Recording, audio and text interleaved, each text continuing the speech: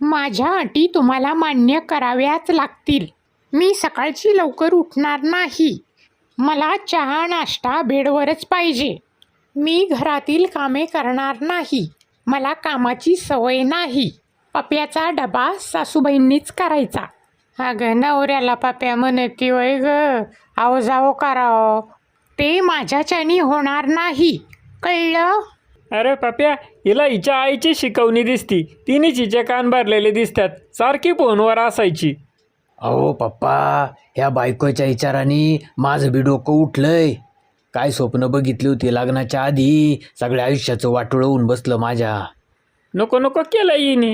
हा, तिच्या आईबापाला फोन करून बोलून घे. काय असेल ते सोक्ष मोक्ष लावून टाकू.